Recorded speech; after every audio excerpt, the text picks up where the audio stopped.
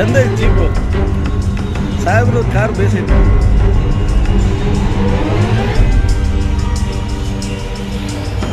ಇಡೀ ರಾಜ್ಯದಲ್ಲಿ ಎಲ್ಲಿ ಇಲ್ಲ ಇದು.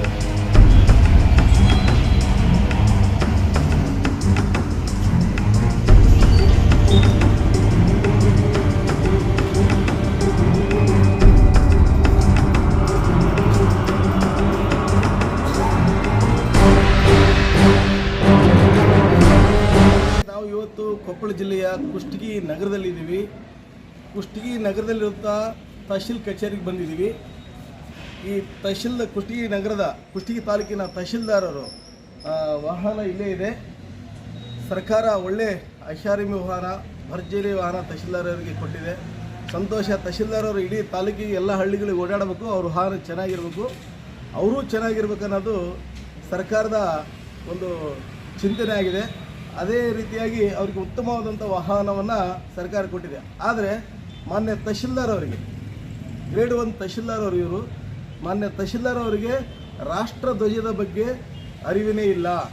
ರಾಷ್ಟ್ರಧ್ವಜವನ್ನು ಎಲ್ಲಿ ಹಾಕ್ಕೋಬೇಕು, ರಾಷ್ಟ್ರಧ್ವಜದ ಬಗ್ಗೆ ಒಂದಿಷ್ಟು ಗೌರವ ಸಲ್ಲಿಸ್ಬೇಕನ್ನತಕ್ಕಂಥ ವಿವೇಕ ಇಲ್ಲ ಅಂತ ಇಲ್ಲಿ ಅವರ ವಾಹನ ನೋಡಿ ಗೊತ್ತಾಗುತ್ತೆ. ಬರೀ ವೀಕ್ಷಕರೇ ನೋಡಿ, ರಾಷ್ಟ್ರಧ್ವಜಕ್ಕೆ ನಮ್ಮ ಮಾನ್ಯ ತಹಶೀಲ್ದಾರ್ ಅವರು ಯಾವ ರೀತಿಯಾಗಿ ಅವಮಾನ ಮಾಡಿದ್ದಾರೆ. ಕರ್ನಾಟಕ ಸರ್ಕಾರ ಇದೆ, ತಹಶೀಲ್ದಾರರು ಹಾಗೂ ತಾಲೂಕು ಕಾರ್ಯನಿರ್ವಾಹಕ ದಂಡಾಧಿಕಾರಿ ಹೊಂದಿದೆ. ಆದರೆ ಕೆಳಗಡೆ ರಾಷ್ಟ್ರಧ್ವಜದ ಚಿತ್ರವನ್ನು ಹಾಕಿದ್ದಾರೆ. ನಮ್ಮ ದೇಶದಲ್ಲಿ ಒಂದು ಧ್ವಜ ಸಂಹಿತೆ ಅಂತಕ್ಕಂಥದ್ದು, ರಾಷ್ಟ್ರೀಯ ಧ್ವಜ ಸಂಹಿತೆ ಅಂತಕ್ಕಂಥ ಕಾಯ್ದೆ ಇದೆ. ಆ ಧ್ವಜ ಸಂಹಿತೆ ಪ್ರಕಾರ ರಾಷ್ಟ್ರಧ್ವಜ ಭುಜದ ಮೇಲೆ ಇರಬೇಕು, ಕೆಳಗಡೆ ಇರಬಾರ್ದು. ಕೆಳಗಡೆ ಹಾಕಿ ಅಗೌರವ ತೋರಬಾರ್ದು ಅಂತಕ್ಕಂಥ ಧ್ವಜ ಸಂಹಿತೆ ಇದೆ. ಆದರೆ ಮಾನ್ಯ ತಹಶೀಲ್ದಾರವರಾಗಿ ಆ ಧ್ವಜ ಸಂಹಿತೆ ಅವ್ರಿಗೆ ಗೊತ್ತಿದೆ ಇಲ್ಲ ಗೊತ್ತಿಲ್ಲ, ಅವರ ತಮ್ಮ ಪದವಿ ಕೆಳಗಡೆ ರಾಷ್ಟ್ರಧ್ವಜವನ್ನು ಹಾಕಿ ಅವಮಾನಿಸಿದ್ದಾರೆ.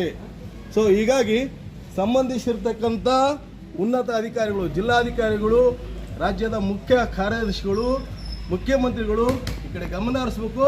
ರಾಷ್ಟ್ರಧ್ವಜಕ್ಕೆ ಅವಮಾನ ಮಾಡಿರ್ತಕ್ಕಂಥ ತಹಶೀಲ್ದಾರ್ ಅವರ ಮೇಲೆ ಸೂಕ್ತ ಕಾನೂನು ಕ್ರಮ ಕೈಗೊಳ್ಳಬೇಕಂತೇಳಿ ಇಲ್ಲಿಯ ಸಾರ್ವಜನಿಕರು, ಸಂಘ ಸಂಸ್ಥೆಯವರು ಒತ್ತಡ ಮಾಡ್ತಾ ಇದ್ದಾರೆ.